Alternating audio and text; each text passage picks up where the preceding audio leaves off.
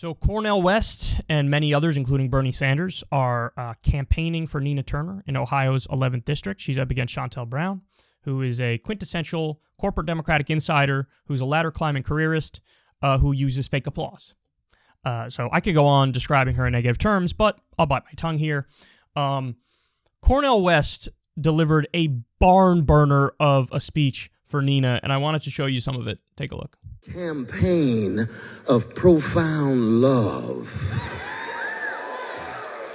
And justice is what love looks like in public, just like tenderness is what love feels like in private.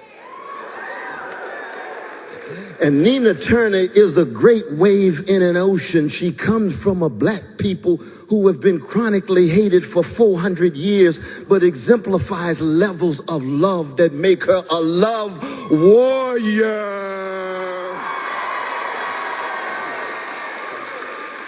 She comes from a black folk who've been terrorized for 400 years, yet she still exemplifies freedom for everybody. Oh, she comes from a people for 400 years that's been traumatized.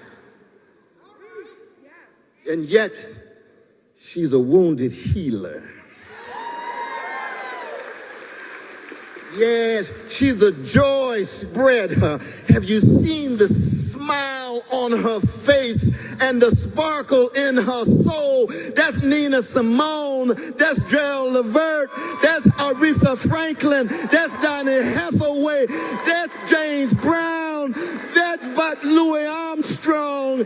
That's Mahalia Jackson. That's Fannie Lou Hamer. That's Ella Baker. That's her mama. That's her grandmama. That's who Nina Turner is. She represents the best of love, of freedom, of wounded healing, of joy spreading. And that is a moral and a spiritual achievement. That's not just about politics. And that's why we can say to some of our brothers and sisters who are part of the corporate wing of the Democratic Party with their milquetoast neoliberalism, we say we want vision, integrity. We want to focus on the least of these, the poor, the working class, everyday people. That's who Nina Turner is. Are you ready, Cleveland? Are you ready, Akron? Let us march. Let us march. Let us march.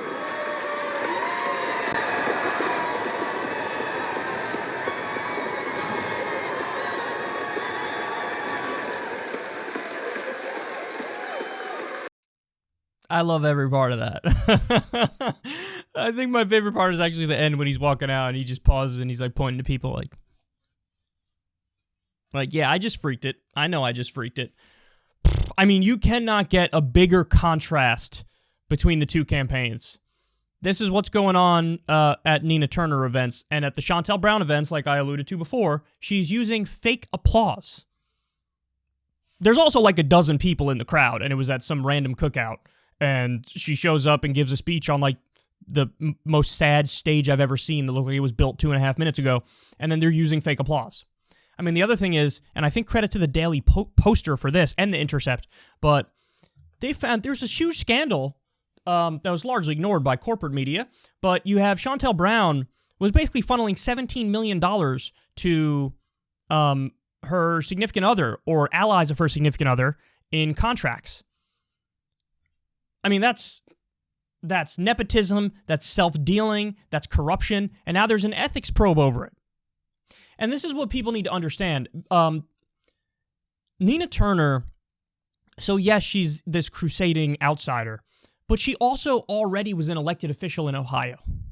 And when you already were an elected official in Ohio, the people of Ohio have already shown that you are electable and you are serious. And also, when you have that name recognition and when you have the endorsements of other people who are already in positions of power, and she does, it brings a level of seriousness that perhaps isn't there when you get other outsider insurgent candidates. And so she really struck a phenomenal balance between being that crusading outsider and making sure that to get elected, you dot all the I's and cross all the T's and play the official game correctly. Because again, she has a lot of groups backing her. She has a lot of elected officials who are well known in Ohio backing her. This is like the most professional outsider campaign I think I've seen. But everybody everybody pump the brakes, even given that we do still have a race. So there was that internal poll that had Nina like 30 or 40 points up at one point. And then as time has gone by, all these other corporate behemoths came out of the woodworks, like Hillary Clinton and endorsed Shontel Brown, and others endorsed Shontel Brown, and they're running these vicious attack ads against her, and you do have, the gap has closed, but even in the internal polls of Shontel Brown, she's like 5 to 10 points down on Nina. So there hasn't been a poll that I've seen where Nina is not up, but, 30 or 40 point lead versus a 5 or 10 point lead, there's a big difference there. And so we're going to have to wait and see what happens, but she's done everything that she could do to this point. There's genuine grassroots enthusiasm. And the other point that I should bring up is that, oh my goodness, now you have Republicans who are trying to back Shontel Brown. Republicans, big money interests, they're dumping $250,000, $1 million into Shontel Brown's campaign at the last minute. You have this pro-Israeli group trying to back Shontel Brown and get her over the edge. Big oil interests are trying to get Shontel Brown over the edge. Why? Because both the corporate wing of the Democratic Party and Democratic leadership, but also Republicans understand you don't want Nina Turner in the House because not only is she correct on the issues, she also has that leadership quality that unfortunately many of the Justice Democrats who are there now don't have. So it would be, you'd have a leader who's more organized than any of the other lefties who are there now. And she has that vision. Now, am I saying that if Nina gets elected, all of our problems are solved and we're going to win on all of our fights now? No, of course not. But it gives us a much better chance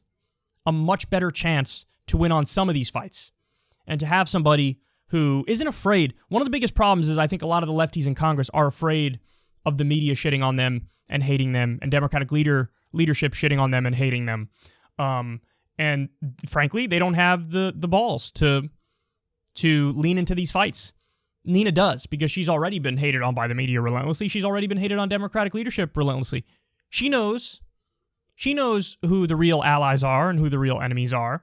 And so that's why you have big money interests desperately trying to prevent Nina from getting in there. So now you see the enthusiasm around the campaign. Now you see Cornel West, just bringing the heat. Amazing barn burner of a speech, talking about how she's a wounded healer and she's a love warrior, and no more milquetoast neoliberalism with Nina. I love it, man. I love it. And so if you happen to be in Ohio's 11th district, the election is this week. Let's deliver, guys. Let's deliver. And to have a real fighter in there would be something special.